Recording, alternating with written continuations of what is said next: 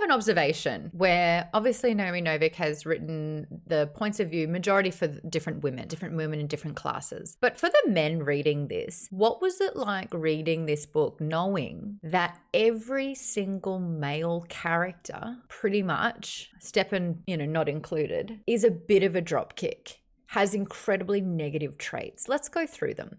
Wanda and Sturgey's dad, abusive, gambling, addict, alcoholic, piece of absolute shit. We all were stoked when he died. Did anyone get like the Molten Crown season 1 of Game of Thrones for that one? Every man's atrocious. Sturgey,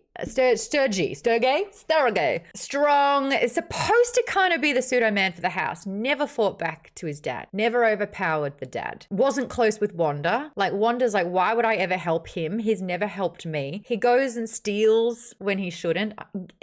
The caveat with that one, they're starving. He's a big boy. I kind of get that. But he's just really not there. He's not a good guy. Miriam's dad is a debt collector that is adverse to conflict and has given out all the money with absolutely no intention of getting it back. So, obviously givers attract takers, and he's very much a giver, but it's at the detriment and the cost of his own family. And to the point where Miriam had to step up to take charge because he wasn't doing it. Not a good thing at all. The Starrick King needs a smack. I don't know how else to say that. You can just see him looking his nose down. And you know what? I get it. They're a different race. There's a different thing altogether.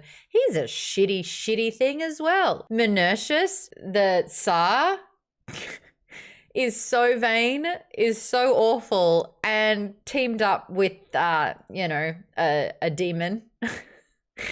Super shit. Also, killed squirrels when he was younger. So fun. Oh, Blumel says, I feel like Miriam's father is a decent person. It's just he was a bad moneylender. Yeah, but you can be bad at your job and not have it affect your family in that particular way. He's really lovely. He's really generous. He takes in Wanda. He takes in Stepan. It puts him and his family at really high risk. So that's not great. He's got a demon in him, but he's not a demon. Isn't he? I mean, he's an awful person. No, it's not that he's just awful. He invited a demon in him to claim power. He has sided with that demon, and he's okay luring, attracting, and offering up women for the demon to kill. That's fucking evil. Yeah, he's definitely evil. Yeah. I'm not disputing that. He's willingly possessed. But you know what? Soul for power. Yeah. But even when he was a kid, he was harming small animals, and red flag for sociopathy. So I've kind of posed the question that every male character here is somewhat too deeply flawed. Was that an obvious thing for the men to read? Did you notice that there wasn't actually a good representation of a man in this book? When I was reading this and I came across it, and then just before, cause I usually read before I go to bed. It's like my relaxing. Mm-hmm. And I just remember having an epiphany, or if you want to call it that. Yeah. And being like, oh yeah, I just noticed that. And I was like, maybe this is like a metaphor for this, as I wrote in the chat. I was like, maybe the writer was, because a lot of times they always say, write down what your feelings to work through your trauma. Mm-hmm.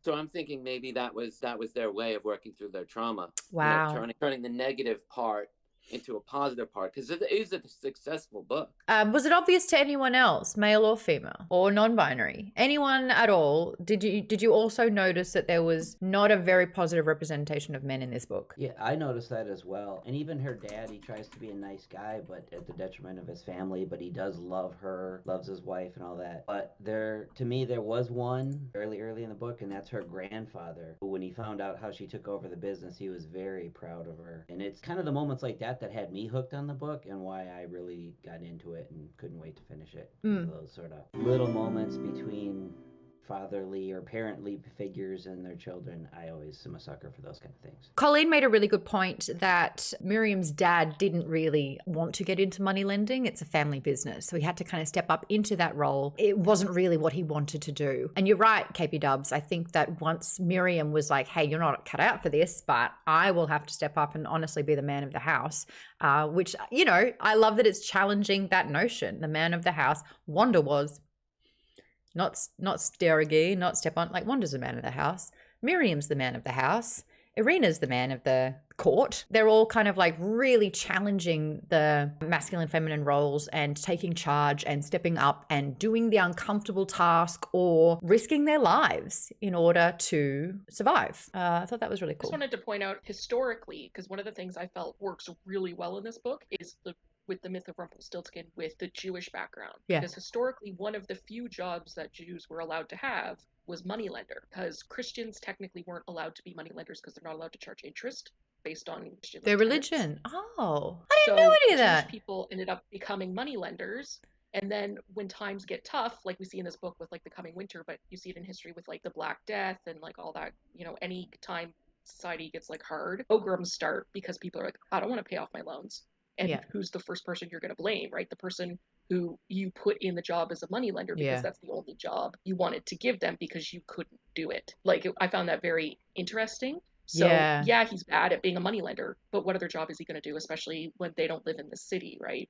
That's such a really Like, good because point. Isaac you see as a jeweler, but they live in a small town. They're not going to have a jeweler. And one of the reasons he didn't want her to go out and be a moneylender is not only because he's a terrible moneylender, which he is, but because she has to go door to door as a Jewish woman and ask for money, which is dangerous. And where that responsibility / prejudice / disdain. She becomes the face of that, which means she becomes the target of the anger when people Yeah. don't want to pay the bills. That explains so much.